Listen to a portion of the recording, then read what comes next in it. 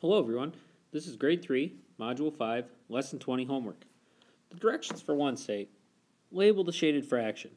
Draw two different representations of the same fractional amount. So I'm looking here and I have 1, 2, 3, 4, 5, 6, 7. So my units are sevens. And how many of them are shaded? I see 1, 2, 3. Now I need to draw two different representations of this amount, showing 3 sevens. Probably the easiest one is going to be a tape diagram. And then I want to shade 3 of these, and it can be any 3. It can be the 3 in a row, or you can jump around. So there's 3 sevens. And then there's a couple different ways that you could draw the other one. I'm going to try to do it with a circle.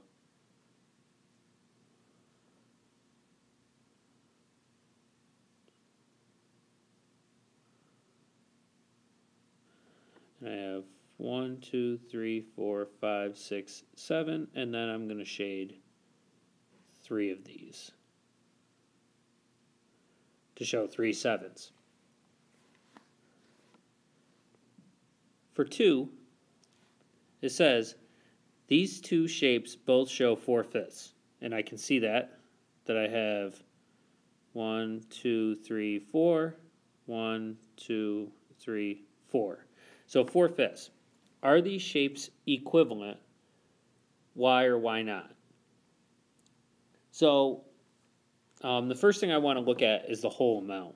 I can tell that both of them are shaded 4/5, but it looks like the whole, not even the way they're drawn, but the size of the whole is different. I can tell this one is much smaller, and this one is larger. So these shapes are not equivalent because their one whole is different size from each other.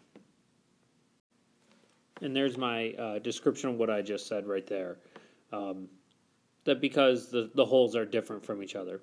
Now, just below that, it says that we need to draw two different representations of 4/5 that are equivalent.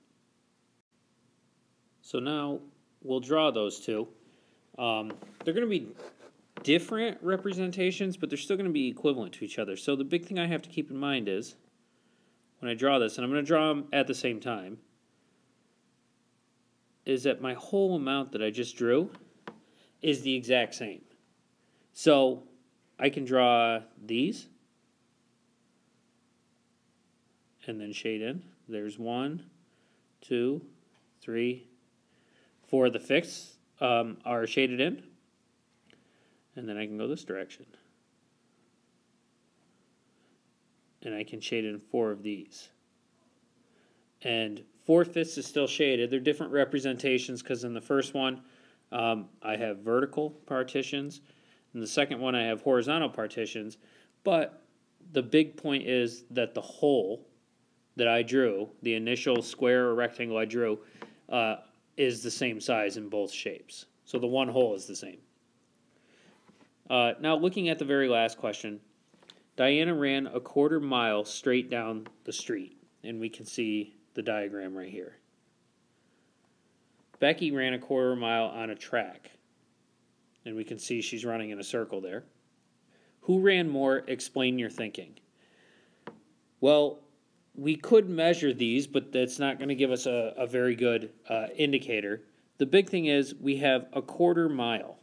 So, and I'm going to do a diagram, and you don't necessarily have to, but if that represents the one whole of a mile, I look at Becky, and she ran 1/4 mile. So we're both talking about the same unit, or the same whole of 1 mile. So Becky ran a 1/4, and Diana ran a 1/4. So really, they ran the same amount, or the same distance, because if we straighten out Becky's path, it would be the same length as Diana's because we're talking about the same whole amount of 1 mile. 1 mile is measured, whether it's measured straight or whether it's measured in a circle on a track, is still the same distance or the same unit. So because we started with our same whole amount of a mile for both, a quarter is going to be equivalent to a quarter. And there's part of my description right there. They ran the same distance because they both ran a quarter of the same size hole, and the hole we're talking about is the mile. Hope this helps, and thanks for watching.